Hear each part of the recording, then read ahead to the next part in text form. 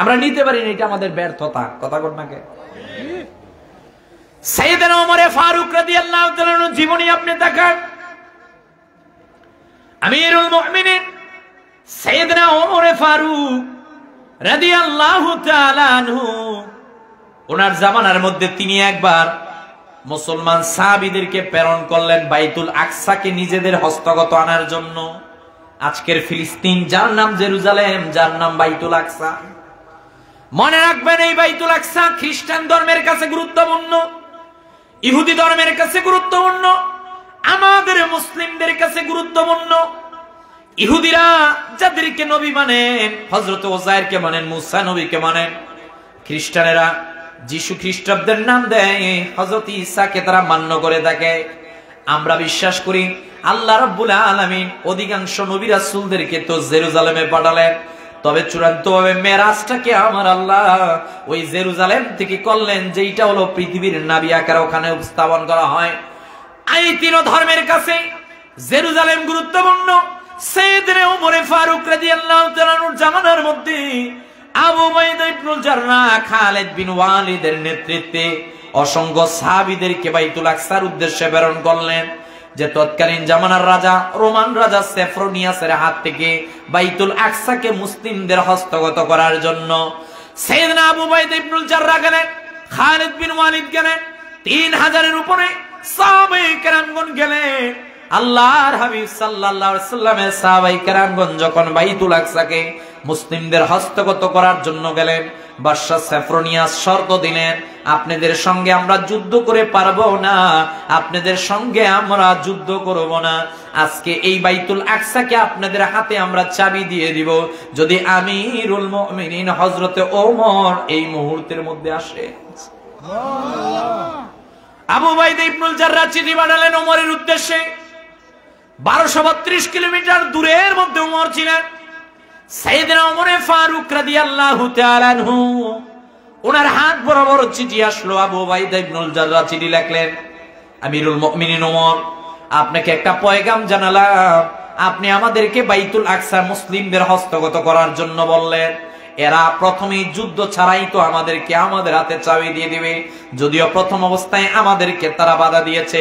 আমিরুল মুমিনিন হযরত ওমর, আপনি যদি আরবের মধ্যে, আরব থেকে বাইতুল আকসার উদ্দেশ্যে আসেন, আরবের মানুষগুলো ছেড়ে আপনি যদি বাইতুল আকসার উদ্দেশ্যে আসতে পারেন, বাদশা সেফরোনিয়াস বলেছে আপনাকে বাইতুল আকসার চিঠিটা দিবেন। আমিরুল মুমিনিন চিঠি বললেন, চিঠি পরে খাদেমকে ডাক দিয়ে বলেন, প্রস্তুত হয়ে যাও, ওটকে প্রস্তুত করো। হযরত ওমর ওটকে প্রস্তুত করলেন, খাদেমকে নিয়ে কোনো কথা বললেন না। এইবার তিনি উঠান নিয়ে রওনা হয়ে গেলেন। কিছু দূর গেলেন, যাওয়ার পর খাদেমকে ডাক দিয়ে বলেন, যেই খাদেম ওটের রশি টানাটানি করে আমিরুল মুমিনিন অর্ধ পৃথিবীর শাসনকর্তা যে ওটের উপরে বসা ছিলেন, ওই ওটের উপরে যিনি বসা ছিলেন ওমর, খাদেমকে ডাক দিয়ে বলেন, খাদেম এইবার তুমি ওটের উপরে যাও, আমি ওমর তোমার রশি টেনে টেনে সামনে নিয়ে যাব। অর্ধ পৃথিবীর শাসনকর্তা ওমর যখন এই কথা বললেন, খাদেম ডাক দিয়ে বলেন, আমিরুল মুমিনিন, এইটাকে কোনো কথা হলো নাকি? আপনি তো আমার মালিক, আপনি আমার মাহাজন, আপনি কেন উটের রশি ধরে টানাটানি করবেন? না না না, এটা আমি মেনে নিতে পারবো না।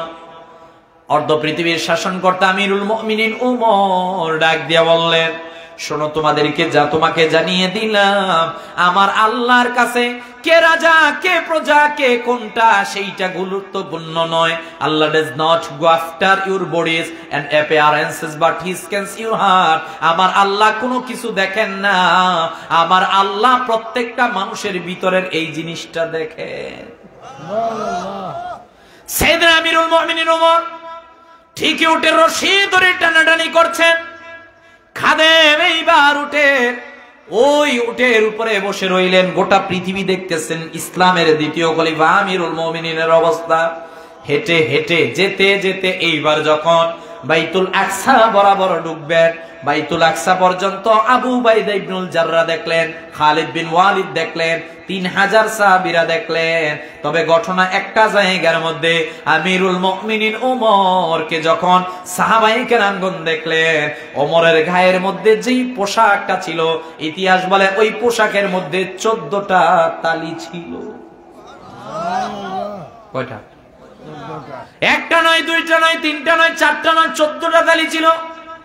তিনি তো ওই ওমর, তিনি যদি রাস্তা দিয়ে হেঁটে যেতেন, ওই রাস্তা দিয়ে শয়তানও যেত না। তিনি যেই কথা বলতেন সেইটাই প্রতিষ্ঠিত হয়ে যেত। ওমরের এত পাওয়ার ছিল। এবার আবু উবাইদা ইবনুল জাররাহ সাইয়েদনা ওমরের কাছে আসলেন, আমিরুল মুমিনিন, এরা রোমের সাম্রাজ্যের লোক, এরা চাকচিক্যতাকে ভালোবাসে, এরা মডার্ন, এরা আধুনিকতাকে ভালোবাসে। আপনার গায়ের মধ্যে যে কাপড়ের মধ্যে 14টা তালি, এই 14টা তালি দেখলে এরা আপনার কোনো ধরনের গুরুত্ব দিবে না। আমিরুল মুমিনিন, আপনি আপনার শরীরের কাপড়টাকে চেঞ্জ করেন। ওমর ডাক দিয়ে বলেন, আবু উবাইদা, তোমারে জানাই দিলাম, তুমি কি বললা? শোনো, তোমাদেরকে জানিয়ে দিলাম, আমাদের মুসলিমদেরকে এমনি এমনি পৃথিবীর মানুষেরা ভয় পায় না, আমাদের মুসলিমদেরকে এমনি এমনি কাফেররা ভয় পায় না। তোমাদেরকে জানিয়ে দিলাম, মুসলিমদের সম্মানের জায়গা দামি কাপড় নয়, মুসলিমদের সম্মানের জায়গা দামি কোনো ক্ষমতা নয়। তোমাদেরকে জানিয়ে দিলাম, মুসলিমদেরকে সম্মান একটা জিনিস দিয়েছে, তার নাম হলো কোরআন। তার নাম কি? মুসলিমদেরকে এই শরীরের মধ্যে যে কাপড় আছে, একটা, দুইটা, তিনটা, এইটা দেখে আল্লাহ তাআলা এজন্য মুসলিমদেরকে সম্মান দেয় নাই, বরঞ্চ মুসলিমদেরকে সম্মান দেওয়ার একটাই কারণ, মুসলিমের কাছে কোরআন আছে। যার কাছে কোরআন আছে সে আল্লাহর কালামকে হেফাজত করতেছে। কথা বলেন না কেন? যে আল্লাহর কালামকে হেফাজত করবে তার সম্মান পৃথিবীর মধ্যে শ্রেষ্ঠ। কথা বলে, আপনি মুসলমান হয়েছেন, আপনার ঘরে এমন একটা দৌলত আছে, সম্পদ আছে, মহারত্ন আছে, যেইটাকে আপনি বুঝতে চান না। সাইয়েদনা ওমর ডাক দিয়ে বলছেন, শোনো, তোমাদেরকে জানিয়ে দিলাম, বাদশা সেফরনিয়াসের দরবারে হয়তো আমার কোনো গুরুত্ব না থাকতে পারে, আমি আমিরুল মুমিনিন হযরত ওমর তোমাদেরকে জানিয়ে দিলাম, আমাদেরকে সম্মান করে নাই কাপড় দিয়ে, আমাদেরকে খাবার দিয়ে সম্মান করে নাই, আমাদের সংখ্যা দিয়ে আমাদেরকে সম্মান করে নাই, একমাত্র গোটা পৃথিবীর কাফেররা আমাদেরকে ভয় করে। আমাদের কাছে আছে কোরআন। কথা বলেন ঠিক কিনা? আমাদের কাছে কোরআন আছে, কোরআন আমাদেরকে সম্মানিত করেছে। আপনি গোটা পৃথিবীর ইতিহাসের দিকে তাকান, মনে রাখবেন, পৃথিবীর মধ্যে মুসলমানেরা শেষ হাসি হাসে। কথা বুঝেন নাই? 1 ঘন্টা আপনি কথা বললেন, 1 ঘন্টা কথার মাঝখানে দেখলেন কেউ আপনাকে কাউন্টার দিচ্ছে, কেউ আপনাকে এইটা বলছে, ওইটা বলছে। শেষ মুহূর্তের মধ্যে আপনি এমন একটা যুক্তি দিলেন, যেই যুক্তির কারণে সকলে আপনার মাথার কাছে মাথা নত করেছে। কথা কোন নাকি? শেষ ভালো যা, সব ভালো তা। শেষ মুহূর্তের মধ্যে আপনি বিজয়ী হয়ে গেলেন। তা মনে রাখতে হবে, আমরা মুসলমান, আমাদের হয়তো ওই রকমের ট্যাঙ্ক নাই, কামান নাই, গোলাবারুদ নাই, আমাদের ওই রকমের লোক বল নাই। 900 কোটি মানুষের মাঝখানে আমরা 200 কোটি মুসলমান, 59টি আমরা মুসলিম রাষ্ট্র। আমাদের হয়তোবা ওই রকমের কোন অস্ত্র নাই, কিন্তু আমাদের কাছে একটা জিনিস আছে, তার নাম কোরআন। কথা বল না? আমাদের মাঝে আরেকটা জিনিস আছে, তার নাম হলো ঈমান। কথা বল। বাবা শাহজালাল ইয়েমিনী রহমতুল্লাহ আলাইহি যখন আসবেন, ইতিহাস তো আপনারা সবাই জানেন, গরু গোবিন্দ বলেছিল, এই ভেগে যাও। বলছে, তুমি আমার কিসের ক্ষমতা দেখাও? গরু গোবিন্দ বলেছিল, আমার এত লোক বল, আমার এত সম্পত্তি, আমার এত জায়গা, আমার এত ক্ষমতা, তোমার সাথে তো মাত্র 360, কেমনে তুমি পারবা? বাবা শাহজালাল ইয়েমিনী সেই দিন ডাক দিয়ে বলছিল, এই ক্ষমতার বড়াই আমি শাহজালালকে দেখাবো না, লোক বলের বড়াই আমি শাহজালালকে দেখাবো না, নিজের পেশি শক্তির বড়াই আমি শাহজালালকে দেখাবো না। আমার কাছে একটা জিনিস আছে, তার নাম ঈমান। কথা বলেন না কেন? মুরার বন্দের মধ্যে নাসিরউদ্দিন সিপাহসালা শুয়ে আছেন। নাসিরউদ্দিন সিপাহসালা ডাক দিয়ে বলেছিলেন, আমি কি করব? বলছে, আগামীকাল ফজরের সময় যুদ্ধ যখন শুরু হবে, আপনার কাজ হলো আজান দিবে, আর আমরা 360 গৌর গোবিন্দের মসনদের বিরুদ্ধে আল্লাহু আকবার ধ্বনি দিব। ইতিহাস সাক্ষী, ইতিহাস যারা ভুলে যায়, ইতিহাস তাদেরকে ক্ষমা করে না। একদিকে নাসিরউদ্দিন সিপাহসালা আল্লাহু আকবারের ধ্বনি দেয়, আরেকদিকে গৌর গোবিন্দের মসনদ চূর্ণ বিচূর্ণিত হয়ে যায়। কথা বলেন ঠিক কিনা? চূর্ণ বিচূর্ণিত হয়ে গেছে। ওই যে সিলহাট, আজকের সিলেট। কথা বল নাই, আজকের সিলেট। এজন্য ইতিহাসকে যারা ভুলে যায়, ইতিহাসের আস্থা করে তারা নিক্ষিপ্ত হয়। কথা বলেন না কেন? মনে রাখতে হবে আমাদের সবচেয়ে বড় সম্পদ, এর নাম ঈমান, এর নাম ইসলাম, এর নাম কোরআন। কথা বলেন না কেন? আপনারা দেখেছেন যারা পত্র পত্রিকা পড়েন, ইউনাইটেড স্টেটস অফ আমেরিকা বর্তমান পৃথিবীর সবচেয়ে ক্ষমতাধর রাষ্ট্র। কথা কন? বর্তমান পৃথিবীর দুই পরাশক্তি, একটা হলো রাশিয়া আর একটা হলো আমেরিকা। রাসূলুল্লাহ সাল্লাল্লাহু আলাইহি ওয়াসাল্লামের জামানায় দুই পরাশক্তি, একটা রোম আর একটা পারস্য। পারস্যের বিপক্ষে রাসূলুল্লাহ বদদোয়া দিয়েছিলেন, তারা ধ্বংস। তো আমি যেটা আপনাদেরকে বুঝাতে চাচ্ছি, আপনারা যারা পত্র পত্রিকা করেন আপনারা খবর জানেন, প্রায় 20 দিন যাবত লস অ্যাঞ্জেলস নামক একটা জায়গা আছে, সেখানে দাবানলের আগুন জ্বলছে। কথা বল।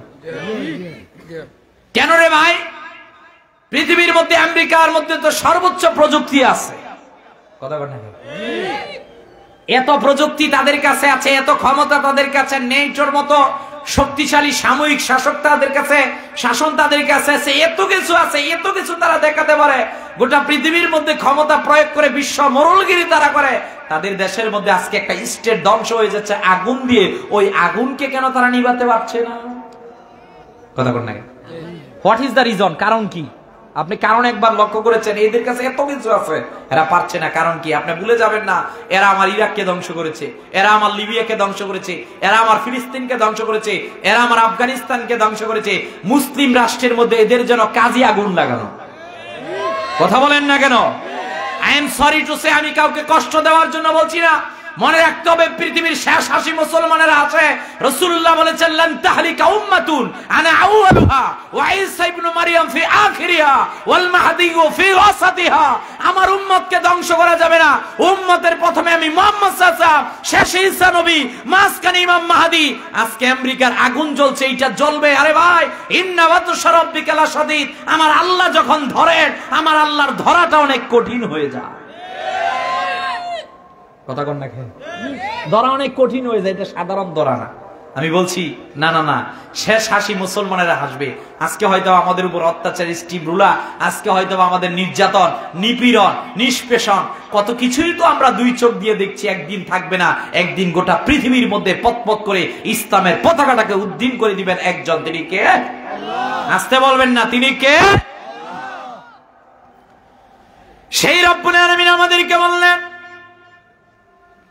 গোলাম তোমাদেরকে জানিয়ে দিলাম, এই পৃথিবীর মধ্যে আমি আল্লাহ রাব্বুল আলামিন তোমাদের জন্য ডিরেকশন দিলাম। ডিরেকশনটার নাম হলো কোরআন। এমন একটা কোরআন আমাদেরকে দিলেন। প্রিয় নবীজি মুহাম্মদ সাল্লাল্লাহু আলাইহি ওয়াসাল্লামের জলিলুল কদর একজন সাহাবী ছিলেন। সাহাবীর নাম হযরতে আব্দুল্লাহ ইবনে মাসউদ রাদিয়াল্লাহু তাআলা আনহু। মনে রাখবেন, নবীজির কয়েকজন খাদেম ছিলেন, তন্মধ্যে একজন খাদেমের নাম হযরতে আনাস বিন মালিক রাদিয়াল্লাহু তাআলা আনহু। হযরতে আনাস বলেন, আমি 1 বছর নয়, 2 বছর নয়, 3 বছর নয়, আমি প্রিয় নবীজি মুহাম্মদ সাল্লাল্লাহু আলাইহি ওয়াসাল্লামের খেদমত করেছিলাম 10 বছর। সুবহানাল্লাহ। বাড়িতে যাই কইবেন, আরো আওয়াজ দিয়ে বলেন। সাইয়েদনা আনাস বলেন, আমি 10 বছর নবীজির খেদমত করলাম। এই রকমের আরেকজন নবী ছিলেন, রাসূলুল্লাহ সাল্লাল্লাহু আলাইহি ওয়াসাল্লামের আরেকজন খাদেম ছিলেন, যেই খাদেমের নাম হলো হযরতে আব্দুল্লাহ ইবনে মাসউদ রাদিয়াল্লাহু তাআলা আনহু। তিনি এখনো মুসলমান হন নাই। উসুদুল গাবা ফি মারিফাতিস সাহাবা কিতাবটা আপনি পড়েন, তিনি এখনো মুসলমান হন নাই। তিনি একদিন আরবের মধ্যে বকরি বিচরণ করছিলেন, বকরিগুলোকে চড়াচ্ছিলেন। সাইয়েদনা হযরতে আবু বকর রাদিয়াল্লাহু তাআলা আনহু, প্রিয় নবীজি মুহাম্মদুর রাসূলুল্লাহ সাল্লাল্লাহু আলাইহি ওয়াসাল্লাম, এই দুইজন মিলে এক রাস্তা দিয়ে যাচ্ছিলেন। আল্লাহর হাবিব সাল্লাল্লাহু আলাইহি ওয়াসাল্লাম দেখলেন আব্দুল্লাহ ইবনে মাসউদ অনেকগুলো বকরি নিয়ে দাঁড়ানো। রাসূলুল্লাহ সাল্লাল্লাহু আলাইহি ওয়াসাল্লাম পাশ দিয়ে যখন যাচ্ছিলেন, আবু বকর রাদিয়াল্লাহু তাআলাকে বললেন, আবু বকর যাও, এই যুবকের কাছে গিয়ে বলো তার কাছে কোনো খাবার থাকলে আমাদেরকে দেওয়ার জন্য। হযরতে আবু বকর রাদিয়াল্লাহু তাআলা হযরতে আব্দুল্লাহ ইবনে মাসউদের কাছে গেলেন। হযরতে আব্দুল্লাহকে ডাক দিয়ে বলেন, আব্দুল্লাহ, তোমার পরিচয় এখন আমি ভালো করে জানি না, তবে তোমার একটা কথা বলি, তোমার কাছে যদি কোনো ধরনের খাবার থাকে আমাকে দিতে পারো। ডাক দিয়ে বললেন, না না না, আমার কাছে কোনো ধরনের খাবার নাই। বলল, তুমি কি বকরি দিতে পারবা কিনা? পরীক্ষা করার জন্য এই কথা যখন বললেন, ডাক দিয়ে বললেন, না না না, কোনো বকরি দিতে পারবো না, কারণ বকরিটা আমার কাছে আমানত স্বরূপ আছে। বললো, আমি দিতে পারবো না। আল্লাহর হাবিব সাল্লাল্লাহু আলাইহি ওয়াসাল্লাম এইবার বললেন, একটা বকরিকে নিয়ে আসো। প্রিয় নবীজি মুহাম্মদ সাল্লাল্লাহু আলাইহি ওয়াসাল্লাম বকরির নিচে হাত দিলেন, বকরি থেকে মুষলধারে দুধগুলো নিচে পড়া শুরু হয়ে গেল। আল্লাহু আকবার। এগুলো আমাদের নবীজি সাল্লাল্লাহু আলাইহি ওয়াসাল্লামের মুজিজা ছিল। আল্লাহর হাবিব সাল্লাল্লাহু আলাইহি ওয়াসাল্লামের এই ঘটনা আব্দুল্লাহ ইবনে মাসউদ দেখলেন। আব্দুল্লাহ ইবনে মাসউদ রাদিয়াল্লাহু তাআলা আনহু এই ঘটনা তিনি যখন দেখলেন, ঘটনাটা তিনি দেখে আশ্চর্যজনিত হয়ে গেলেন। সাইয়েদনা আবু বকর, রাসূলুল্লাহ সাল্লাল্লাহু আলাইহি ওয়াসাল্লাম দুইজন চলে গেলেন। এবার আব্দুল্লাহ ইবনে মাসউদ এখনো মুসলমান হয় নাই, তিনি আরবের অবস্থা দেখলেন। আরবটাকে তখন জাহিলিয়াত বলা হতো, নারীদেরকে মর্যাদা দেওয়া হতো না। আরবের মধ্যে মানবতা, মানবাধিকার বলতে কোনো কিছু ছিল না। আরবের মধ্যে কেউ সত্য কথা বলতো না, মিথ্যার আশ্রয় নিত, গীবত করত, চুরি করত, ডাকাতি করত, নেশা মদের সঙ্গে যুক্ত হয়ে যেত। এই ঘটনা দেখে আব্দুল্লাহ ইবনে মাসউদের মন ভালো লাগতো না। হযরতে আব্দুল্লাহ ইবনে মাসউদ রাদিয়াল্লাহু তাআলা এই ঘটনা যখন দেখলেন, মনের মধ্যে কেমন জানি অস্থিরতা অস্থিরতা অস্থিরতা অস্থিরতা যেন শেষ হয় না। হযরতে আব্দুল্লাহ ইবনে মাসউদ রাদিয়াল্লাহু তাআলা এইবার শুনলেন আরবের মধ্যে কে জানি দিনের দাওয়াত দিচ্ছে, নতুন একটা ধর্মের দাওয়াত দিচ্ছে। হযরতে আব্দুল্লাহ ইবনে মাসউদ খোঁজাখুঁজি করার পর এইবার গেলেন আল্লাহর হাবিব মুহাম্মদ সাল্লাল্লাহু আলাইহি ওয়াসাল্লামের চেহারা মোবারক তিনি দেখলেন। হযরতে আব্দুল্লাহ বলেন, আমি এইবার নবীজির কদমের মধ্যে আমি যখন গেলাম, নবীজির কদমের মধ্যে গিয়ে দেখলাম তিনি তো ওই মহাজন যিনাকে আমি কয়েকদিন পূর্বে দেখেছিলাম বকরির নিচে হাত দেওয়ার সঙ্গে সঙ্গে বকরি থেকে মুষলধারে দুধগুলো জমিনে পড়েছিল। বলেন আল্লাহু আকবার। তিনি তো ওই নবীজি মুহাম্মদ সাল্লাল্লাহু আলাইহি ওয়াসাল্লাম যিনাকে আমি দেখেছিলাম। ওনার একটা মুজিজা মনে রাখবেন, পৃথিবীর মধ্যে সব নবী রাসূলদেরকে দিয়ে আল্লাহ একটা, দুইটা, তিনটা, চারটা, পাঁচটা মুজিজা দেখেছিলেন। ইমামে নববী বলছেন মুহাম্মদ সাল্লাল্লাহু আলাইহি ওয়াসাল্লামের মাধ্যমে একটা নয়, দুইটা নয়, তিনটা নয়, মুহাম্মদ সাল্লাল্লাহু আলাইহি ওয়াসাল্লামের মাধ্যমে 3000-এর উপরে আল্লাহ মুজিজা দেখিয়েছেন। সুবহানাল্লাহ। কয় হাজার? 3000। 3000 এর মধ্যে সকালবেলা আপনি সূর্য দেখেন, দেখেন না? এটা পৃথিবী থেকে অনেক ছোট নাকি? বড়, পৃথিবী থেকে 13 লক্ষ গুণ বড়। সুবহানাল্লাহ। বাড়িতে যাই গই আজকে 9,30,00,000 মাইল দূরে সূর্য। সেই সূর্য থেকে আপনার এই বিশ্বনাথের উত্তর ধর্মদার মধ্যে আলো আসতে সময় লাগে 8 মিনিট 22 সেকেন্ড। সাইয়েদনা আলী রাদিয়াল্লাহু তাআলা খাইবারের প্রান্তরে নবীজি সাল্লাল্লাহু আলাইহি ওয়াসাল্লামের সঙ্গে ঘটনাক্রমে তিনি সালাতুল আসরের নামাজ পড়তে পারেন নাই। সাইয়েদনা আলী রাদিয়াল্লাহু তাআলা নূর বুক বরাবর প্রিয় নবীজি মুহাম্মদ সাল্লাল্লাহু আলাইহি ওয়াসাল্লামের মাথা মোবারক। সুবহানাল্লাহ। তিনি চিন্তা করলেন, আমি কি করব? আমি যদি আবার রাসূলুল্লাহ সাল্লাল্লাহু আলাইহি ওয়াসাল্লাম এই যে তন্দ্রাচ্ছন্ন অবস্থার মধ্যে আছে, ওনাকে যদি ডাক দেই, ওনার যদি ঘুম ভেঙে যায়, আমার রাসূল যদি আমার প্রতি নারাজ হন, তাহলে তো আল্লাহ খুশি হবেন না। আবার আরেক দিকে আমাকে নামাজও পড়তে হবে, কি করব? তিনি অঝর দ্বারে কান্না শুরু করছেন, চোখের পানিগুলো বেয়ে বেয়ে রাসূলুল্লাহ সাল্লাল্লাহু আলাইহি ওয়াসাল্লামের নূরানী চেহারা মোবারকের মধ্যে পড়ল। আমার নবীজি সাল্লাল্লাহু আলাইহি ওয়াসাল্লাম দুই চোখ মোবারক মেলে তাকালেন। সাইয়েদনা আলীকে বলছেন, আলী কি হয়েছে, কেন কান্না করছো? সাইয়েদনা আলী রাদিয়াল্লাহু তাআলা বলছেন, হুজুর আমি তো সালাতুল আসরের নামাজটা পড়তে পারি নাই। আমার রাসূলুল্লাহ সাল্লাল্লাহু আলাইহি ওয়াসাল্লাম বলছেন, আল্লাহুম্মা ইন্না আলিয়ান কানা ফি তাআতি ওয়া তাআতি রাসূলিক ফারদুত আলাইহি শামস। আমার রাসূলুল্লাহ দুই হাত তুলে বলেন, আল্লাহ আমার আলী আসরের নামাজ পড়তে পারে নাই, আপনি আমার আলীর জন্য অস্তমিত সূর্যটাকে আকাশে তুলে দেন। আমার রাসূলুল্লাহ দোয়া করলেন, আল্লাহ তাআলা মুহূর্তের মধ্যে ওই সূর্যটাকে আসমানে তুলে দিলেন। সুবহানাল্লাহ। সাইয়েদনা আলী নামাজ পড়লেন, এটা হাদিস, আমি কোনো বানোয়ার ঘটনা বলছি না।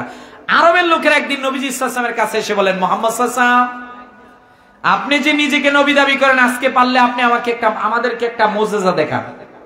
বলো কি মুজিজা? বলছে আপনি একটা দেখান। ইবনে কাসির তাফসীর ইবনে কাসিরের 8ম খণ্ডের 553 পৃষ্ঠায় ইকতারাবাতিস সাআতু ওয়া শাক্কাল কামারের ব্যাখ্যা লিখতে গিয়ে লিখলেন, আবু জাহেল, উতবা, শায়বা, ওয়ালিদ বিন মুগিরা সবাই এক কাতারে দাঁড়ালো। সিদ্দিক আকবর, সাহাবায়ে কেরামগণ আরেক কাতারের মধ্যে দাঁড়ালেন। প্রিয় নবীজি ওই রাত্রটা ছিল পূর্ণিমার রাত, আকাশের মধ্যে চাঁদ। আল্লাহ হাবিব সাল্লাল্লাহু আলাইহি ওয়াসাল্লাম ওনার শাহাদাত আঙ্গুল মোবারক দিয়ে ইশারা করলেন, ইশারা করতে দেরি হয়েছে, আকাশের চাঁদ দ্বিখণ্ডিত হতে দেরি হয়নি। এক ইহুদি একদিন নবীজির কাছে আসলেন, এসে বললেন, ইয়া রাসূলুল্লাহ সাল্লাল্লাহু আলাইহি ওয়াসাল্লাম, নবী হে মুহাম্মদ সাল্লাল্লাহু আলাইহি ওয়াসাল্লাম, আপনি যে নিজেকে নবী দাবি করেন, আপনার কাছে আমার একটা প্রশ্ন, একটা উত্তর আমি জানতে চাই। আমার কন্যাটা, এই যে মেয়েটা ইন্তেকাল করেছে, ও কবরের মধ্যে আছে। যে আমরা তো জানি পূর্বের নবীরাও মুজিজা দেখিয়েছেন, আপনিও সত্য নবী হলে মুজিজা দেখাতে পারবেন। আজকে আপনি একটা আমাদেরকে মুজিজা দেখান তো। আমার নবীজি সাল্লাল্লাহু আলাইহি ওয়াসাল্লাম কবরের পাশে গিয়ে বলেন, কুম বিইজনিল্লাহ, দাঁড়াও, কবরে কে আছো? ওই মৃত কন্যাটার সাথে সাথে কবর থেকে জিন্দা হয়ে গেল। এরকমের একটা নয়, দুইটা নয়, তিনটা নয়। মৃত খেজুর গাছ আমার রাসূলুল্লাহ সাল্লাল্লাহু আলাইহি ওয়াসাল্লামের সঙ্গে কথা বলেছে। গাছগুলো নবীজি সাল্লাল্লাহু আলাইহি ওয়াসাল্লামকে দেখে সালাম দেওয়া শুরু করতো। সাহাবায়ে কেরামগণ বলেন, এই রকমের সত্য সত্য মুজিজা দেখলাম। আব্দুল্লাহ ইবনে মাসউদ রাদিয়াল্লাহু তাআলা বলেন, আমি দেখলাম তিনি সাধারণ কেউ হতে পারেন না, ওনার চেহারা মোবারকের দিকে তাকালে এমনিতেই মায়া লাগে। এই আব্দুল্লাহ ইবনে মাসউদকে আল্লাহর হাবিব সাল্লাল্লাহু আলাইহি ওয়াসাল্লামের খাদেম তিনি ছিলেন। ওনাকে সাহিবুস সাওয়াক বলা হতো। নবীজি সাল্লাল্লাহু আলাইহি ওয়াসাল্লাম যদি যুদ্ধের জন্য রওনা হতেন, আমার রাসূলুল্লাহ সাল্লাল্লাহু আলাইহি ওয়াসাল্লামের বালিশ মোবারক ওনার কাছে থাকতো, আমার রাসূলুল্লাহ সাল্লাল্লাহু আলাইহি ওয়াসাল্লামের মেসওয়াক মোবারক ওনার কাছে থাকতো, আমার রাসূলুল্লাহ সাল্লাল্লাহু আলাইহি ওয়াসাল্লামের জুতা মোবারক ওনার কাছে থাকতো। এই সাহাবী আব্দুল্লাহ ইবনে মাসউদের জীবনী, তিনি যখন দুনিয়া থেকে বিদায় নিয়ে চলে যাবেন, হায় রে হায়, নবীজি আগেই তো দুনিয়া থেকে বিদায় নিয়ে চলে গেলেন। জামানাটা ছিল হযরত ওসমান গনির জামানা। হযরত ওসমান গনি আব্দুল্লাহ ইবনে মাসউদের জন্য রাষ্ট্রীয় কোষাগার থেকে তিনি ভাতা নির্ধারণ করলেন, মাসিক চাঁদা নির্ধারণ করলেন। কেন? তিনি আল্লাহর হাবিব সাল্লাল্লাহু আলাইহি সাল্লামের খাদেম ছিলেন। তিনি জান্নাতি সাহাবীদের মধ্যে একজন জান্নাতি সাহাবী ছিলেন। ওনার মর্যাদা অনেক বেশি। এজন্য ওসমান বলেন, শোনো, তোমাদেরকে জানিয়ে দিলাম, আব্দুল্লাহ ইবনে মাসউদের জন্য রাষ্ট্রীয় কোষাগার থেকে আমি মাসিক ভাতা নির্ধারণ করলাম। আব্দুল্লাহ ইবনে মাসউদকে এই পয়গাম জানানো হলো, আপনার জন্য হযরত ওসমান গনি প্রতি মাসে ভাতা নির্ধারণ করেছেন, আপনি ভাতা পাবেন রাষ্ট্রীয় কোষাগার থেকে। তিনি বলেন, না না না, আমি ভাতা নিতে পারবো না, নেওয়া যাবে না, নেওয়া সম্ভব নয়।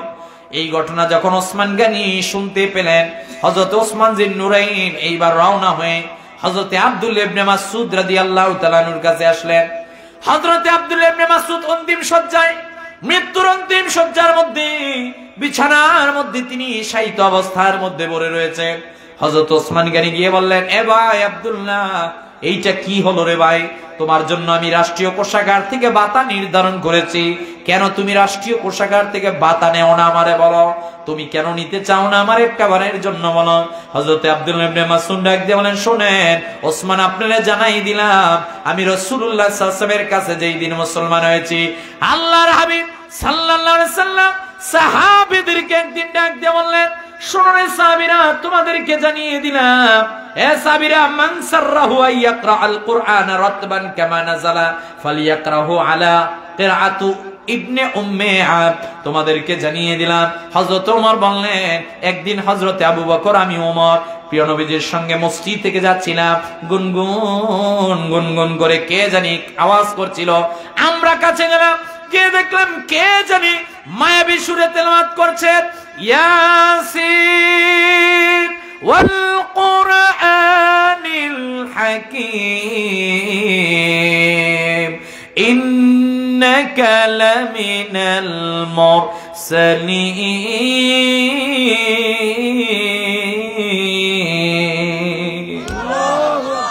কে জানি মায়াবী সুরে তেলাওয়াত করছে। আল্লাহর হাবিব সাল্লাল্লাহু আলাইহি ওয়াসাল্লাম কাছে গেলেন। প্রিয় নবীজি মুহাম্মদুর রাসূলুল্লাহ সাল্লাল্লাহু আলাইহি ওয়াসাল্লাম বুঝে ফেললেন সাধারণ কেউ নয়, তিনি হলেন আব্দুল্লাহ ইবনে মাসউদ। নবীজি বললেন, মান সাররাহু আইয়াকরা আল কুরআন রাতবান কামা নাযালা ফালিয়াকরাহু আলা কিরাতি ইবনে উম্মে আব।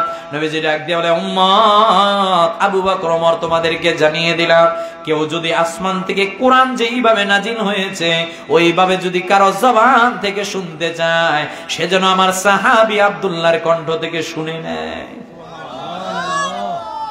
যেইভাবে আসমান থেকে নাজিল হয়েছে ওইভাবে তেলাওয়াত করতে পারে আব্দুল্লাহ ইবনে মাসউদ রাদিয়াল্লাহু তাআলা আনহু। প্রিয় নবীজি মুহাম্মদুর রাসূলুল্লাহ সাল্লাল্লাহু আলাইহি ওয়াসাল্লাম, ওনার সাহাবী এইবার আব্দুল্লাহ ইবনে মাসউদ দুনিয়া থেকে বিদায় নিয়ে চলে যাবেন।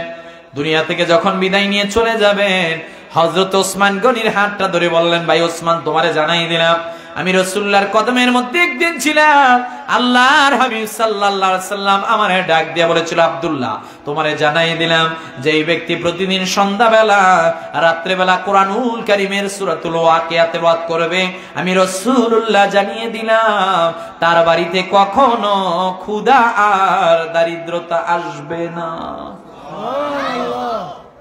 রাসূলুল্লাহ সাল্লাল্লাহু আলাইহি ওয়াসাল্লাম সাহাবী আব্দুল্লাহ ইবনে মাসউদকে বলেছেন, আব্দুল্লাহ তোমারে জানাই দিলাম যেই ব্যক্তি প্রতিদিন রাত্রেবেলা কোরআনুল কারীমের সূরাতুল ওয়াকিয়া তেলাওয়াত করবে, ওই বাড়িতে কখনো কোনো অবস্থায় ক্ষুধা আর দারিদ্রতা আসবে না। কথা কন না গে? অতীব দুঃখ ভারাক্রান্ত হৃদয় নিয়ে বলতে হয়, প্লিজ কেউ রাগান্বিত হবেন না। আমি আমার সহ আমাদের প্রত্যেকে যদি প্রশ্ন করি, এই আজকে কে আছেন এখানে আসার পূর্বে সকালবেলা 5টা 20টা কোরআন তেলাওয়াত করেছেন, আমি জানি না 10টা লোক পাবো কিনা। মাতো না কেরিবা, আমি কি অবাস্তব কিছু বললাম? বাস্তব, রাগ করবেন না, আমি তো বলছি, আমি কাউকে কষ্ট দেওয়ার জন্য বলছি না। অথচ আমি সহ আমাদের প্রত্যেকের দায়িত্ব কি ছিল? সকালে ফজরের নামাজ পড়ে অন্ততপক্ষে 5টা 20টা হলো কোরআন পড়া।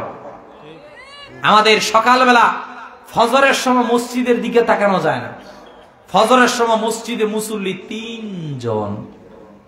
মাতো না কেরিবা, আপনার ধর্মদা এলাকার মধ্যে আমি জানি জুমার সময় যত মুসল্লি ফজরে তার চেয়ে বেশি নাকি?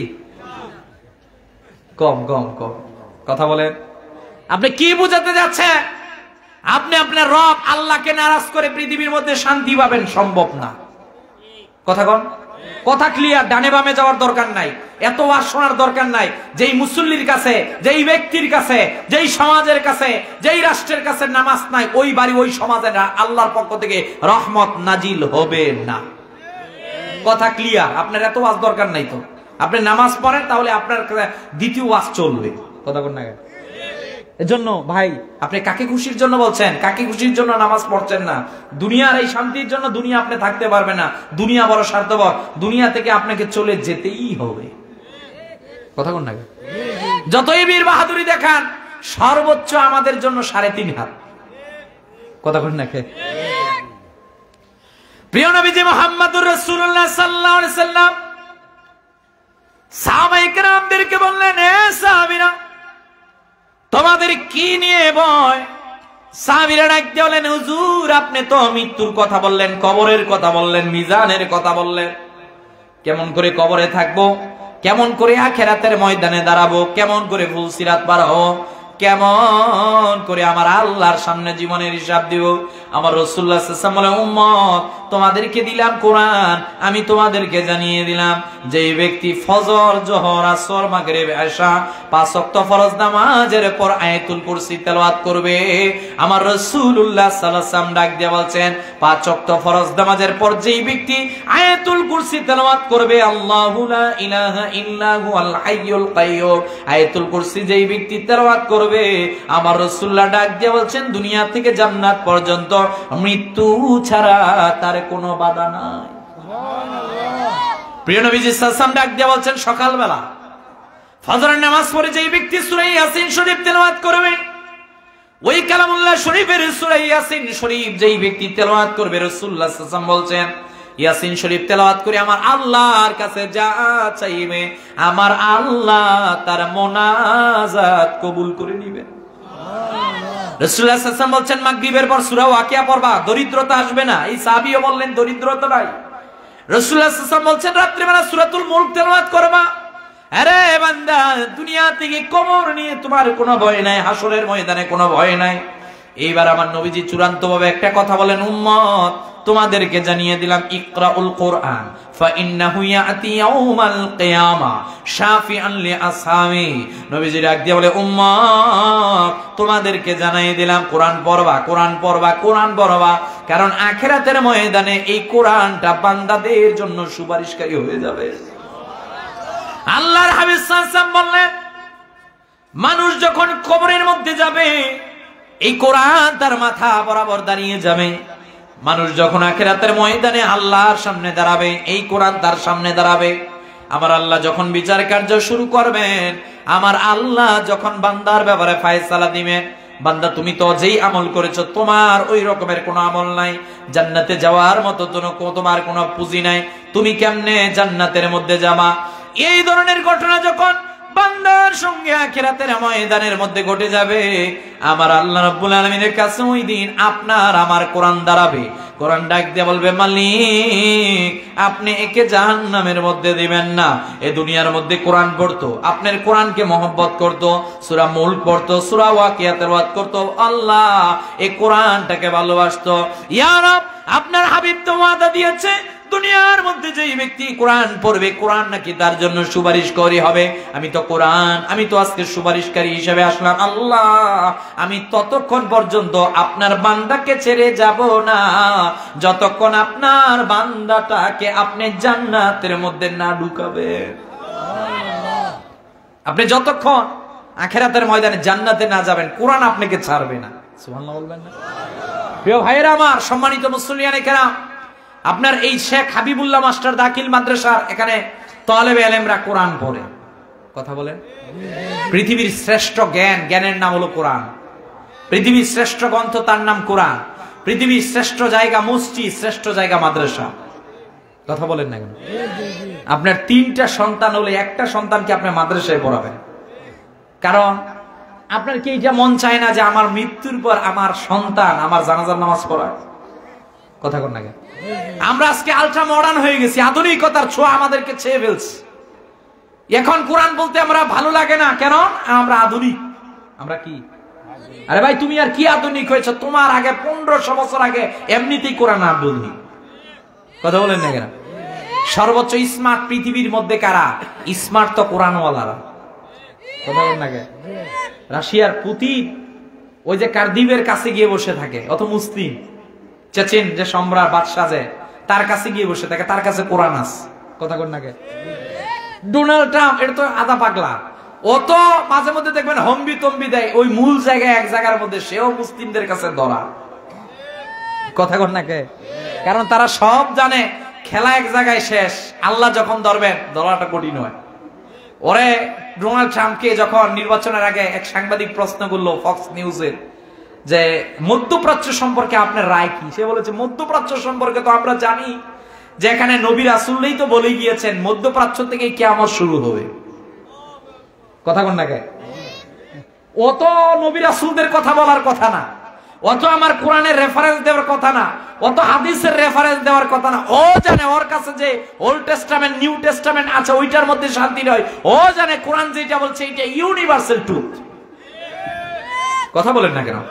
এজন্য বার্ট্রান্ড রাসেলকে 80 দশকে লন্ডনের কমনওয়েলথে দীর্ঘ 2 ঘন্টা বাইবেলের উপর লেকচার দেওয়ার পর প্রশ্ন করা হয়েছিল, বার্ট্রান্ড রাসেল, পৃথিবীর মানুষ প্রথম বিশ্বযুদ্ধ দেখেছে 1,60,00,000 লোক মারা গেল, দ্বিতীয় বিশ্বযুদ্ধ 6,20,00,000 লোক মারা গেল, আজকে পৃথিবীতে শান্তি নাই। কথা বলেন না? শান্তি আসেনি আমাদের ঘরে? একজন ডাক দিয়া কয় তাহলে শান্তির মারে বিয়ে করলেই তো শান্তি। না না না, শান্তির মারে বিয়ে করলে ওটাই শান্তি না, এটা মনের শান্তি। কথা বলেন না কেন? মনে রাখবেন আমাদেরকে আল্লাহ 3টা অ্যাম্বিশন দিয়ে পৃথিবীর মধ্যে পাঠিয়েছেন। কয়টা? 1 নাম্বার আল্লাহর ইবাদত করার জন্য, 2 নাম্বার আল্লাহর আইন জমিনে বাস্তবায়ন করার জন্য, 3 নাম্বার পৃথিবী বিনির্মাণে কাজ করার জন্য। কথা বলেন না কেন? আমার হাসি লাগে এক জায়গার মধ্যে দেখবেন ভারত আমাদেরকে মাঝে মধ্যে বলে এই বাংলাদেশের মধ্যে সাম্প্রদায়িক সম্প্রীতি নাই। ওরা তাদের দেশের বাবরি মসজিদ ভেঙে রাম মন্দিরে রূপান্তরিত করেছে। ওদের দেশের মধ্যে আমার 20 কোটি মুসলমান একদিনও শান্তির মধ্যে থাকতে পারে না। এরা যখন আমাদেরকে সাম্প্রদায়িক সম্প্রীতির ওয়াজ শোনাতে আসে, আমরা তাদেরকে তখন বলতে চাই নিজের চরকায় তেল দাও। কথা বলেন না কেন? আমেরিকা পৃথিবীর মধ্যে বলে না আমরা শান্তি প্রতিষ্ঠা করতে চাই, আমরা পৃথিবীর মধ্যে শান্তি প্রতিষ্ঠা করব। কিরে ভাই, ফিলিস্তিনের মধ্যে যখন পাপিষ্ঠ ইসরায়েল গুলি করে ট্যাঙ্ক কামান এই গুলিগুলো ফেলে মুসলিমদেরকে হত্যা করা হয়, তখন তো মানবতার কথা বলো না, তখন তো শান্তির কথা বলো না। অ্যাটম বোমের কথা বলে ইরাককে ধ্বংস করেছ, তখন তো একবারও শান্তির কথা বললা না। লিবিয়াকে ধ্বংস করলা, তখন তো একবারও শান্তির কথা বললা না। তার মানে কি মুসলিম নিধন করো, সেখানে আরাম, নিজের বেলায় আরাম, আর নিজেদের ব্যাপারে সর্বোচ্চ শান্তি। কথা বল না কে? না না না, এই দ্বৈত নীতি আজকে পৃথিবীর মানুষ বুঝে গেছে, আমরা মুসলমানেরা বুঝে গেছি। ইয়া আইয়ুহাল্লাযীনা আমানু লা তাত্তাখিদুল ইয়াহুদা ওয়ান নাসারা, আমরা জানি ইহুদি খ্রিস্টান কখনো আমাদের বন্ধু হবে না। কথা ক্লিয়ার? কথা কোন নাগে? তবে না, আমার দেশের মধ্যে বিধর্মীরা থাকবে, এদেরকে নিরাপত্তা দিব। কথা বলেন? তবে এর মানে এইটা নয় আমি তার মন্দিরে গিয়ে ইবাদত শুরু করব। কথা বলেন না কেন? আপনাকে মনে রাখতে হবে, আপনার ভাগ্য আল্লাহ তাআলা আপনার হাতেই তো দিয়েছেন, যে যতক্ষণ পর্যন্ত আপনি নিজেকে পরিবর্তন না করবেন ততক্ষণ পর্যন্ত আপনার পরিবারের পরিবর্তন হবে না। নিজের থেকে যেই দিন শুরু হবে ওই দিন দেখবেন দেশ, সমাজ, রাষ্ট্র সব পরিবর্তন হয়েছে। তাহলে আমাদের জন্য কাজ কি? আমাদের জন্য কাজ হলো, সাহাবায়ে কেরামগণ বলছেন কোরআন দেওয়া হয়েছে, এই আমলগুলো শুরু করে দাও। কোরআন দেওয়া হয়েছে, কোরআন দিয়ে আমাদেরকে বলা হয়েছে আখিরাতের ময়দানে কোরআন কারো কারোর জন্য শাফাআতকারী হবে। আমার রাসূলুল্লাহ শাফাআত করবেন, কথা ঠিক। শাফাআতি লি আহলিল কাবাইরি মিন উম্মতি, আমরা হাদিস জানি, সহিহ হাদিস। আমরা আরো জানি ইকরাউল কোরআন ফাইন্নাহু ইয়াতি ইয়াউমাল কিয়ামা শাফিয়ান লি আসহাবি, এই কোরআন আখিরাতের ময়দানে বান্দাকে টেনে টেনে আল্লাহর জান্নাতে নিয়ে যাবে। তাহলে ওই কোরআনের সাথে সম্পর্ক রাখা দরকার আছে কিনা? কথা বলেন, দরকার আছে কিনা? আপনাদের যাদের ছেলে সন্তান এই শেখ হাবিবুল্লাহ মাস্টার দাখিল মাদ্রাসার মধ্যে পড়ে, আমি ধন্য। আমি বলতে পারি আপনি ধন্য, কারণ এই সন্তান আপনার মৃত্যুর পর বছরে একদিন হলো আপনার কবরের কাছে যাবে। আর সন্তানকে কোরআন শিক্ষা দিলেন না, একে বেসিক কোরআনের শিক্ষা দিলেন আল্লাহ। এই সন্তানের কাছে টাকা থাকবে, চাচা ফোন দিবে, বাতিজা তোমার আব্বা তো মারা গেছে। বাতিজা ঢাকার মধ্যে ডাক দিয়ে বলে, চাচা আমি জরুরি মিটিং এ আছি, বাবার কোন কবরস্থানের মধ্যে দাফন করে দেন। কথা বলেন না কেন? ও যে আধুনিক হয়েছে, আধুনিক হওয়ার পর তার স্ত্রী ডাক দিয়ে বলবে, এখন তোমার মা বাবা অকার্যকর হয়ে গেছে। নাউজুবিল্লাহ, নাউজুবিল্লাহ বলবেন না? আরো আওয়াজ দিয়ে বলেন। মনে রাখবেন, পৃথিবীর মধ্যে একমাত্র নিঃস্বার্থভাবে আপনাকে ভালোবাসে আপনার মা বাবা, নিঃস্বার্থ ভালোবাসা। এজন্য মা বাবা যদিও বৃদ্ধ হয়ে যায়, মা বাবা বৃদ্ধ হলো মা বাবার দোয়াটা বৃদ্ধ হয় না। কথা বলেন?